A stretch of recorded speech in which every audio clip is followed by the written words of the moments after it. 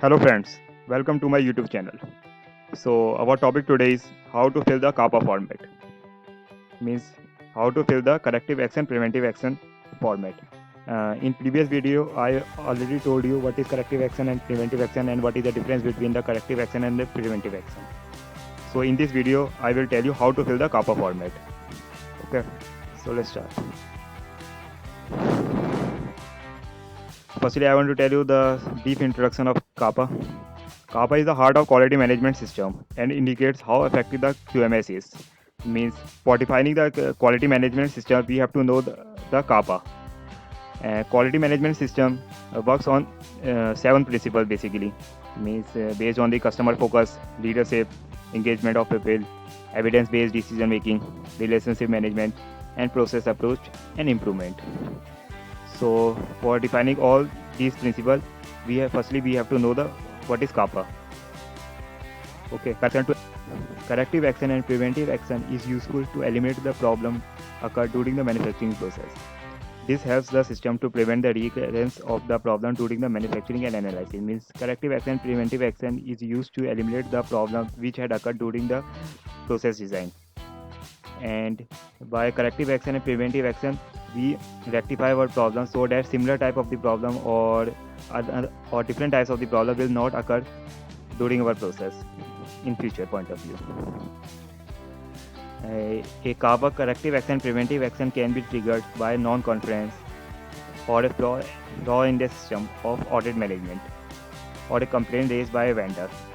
The trigger of kappa is the root cause of an issue and it is designed to develop a successful implementation of a plan. Means we use kappa when we generate a problem during the process audit, product audit or a system audit or an internal audit or an complaint raised by a vendor or a seller. The trigger of a kappa is the root cause of an issue, and by defining the kappa, we identify our root cause and we eliminate those root cause by corrective action and the preventive action. Okay, so this is the brief introduction of kappa. Now I want to tell you how to fill the kappa format.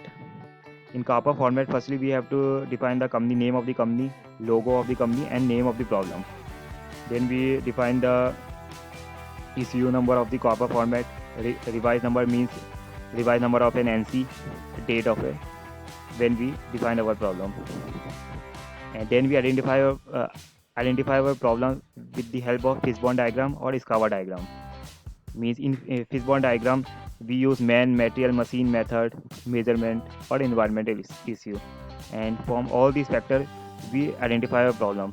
For example, we identify our problem in method design, means inadequate material handling. In means inadequate material handling is a problem. So we correct that problem. Firstly, we implement the temporary action. Then we identify the root cause with YY analysis. Means 5Y means in first Y we it and also it is distributed into two way. Firstly, we have to define the occurrence of the problem. Then we identify the root outflow of a problem. Means in occurrence we identified that part bend between the die and punch, and part jam at die and outlet. Means part jam at die outlet. In outflow, we identified that bend part not arrested at the final inspection, or the inspector not aware, or an unskilled inspector.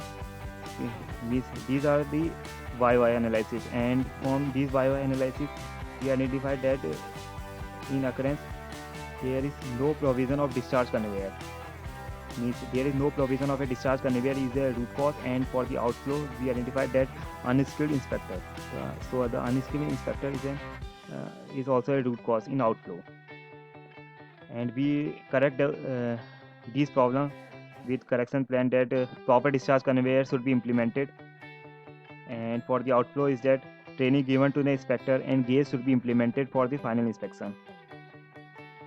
And for the prevention point of view, so that any type of the problem will not occur in the future point of view, we for an occurrence we measure that training given to the operator for proper material handling, and for the outflow we use that limit samples are displayed at the final inspection stage. So from all these procedure, we correct our problem. Okay, then according to all the changes, we update our PFMA report, means potential failure mode of effective analysis report. We update it, and also we measure the target date of both the corrective action and preventive action. The responsibility means the person who implements those plans, means corrective corrective action or the preventive action. Okay, so this is how the CAPA format is filled. I hope all of you got understood how to fill the CAPA format. Okay, so thank you. I hope all of you got understood the concept of the topic, how to fill the CAPA format. And if you still have any doubts or query, please write in the comment section below. And if you like my video, please like it in my YouTube channel. So thank you.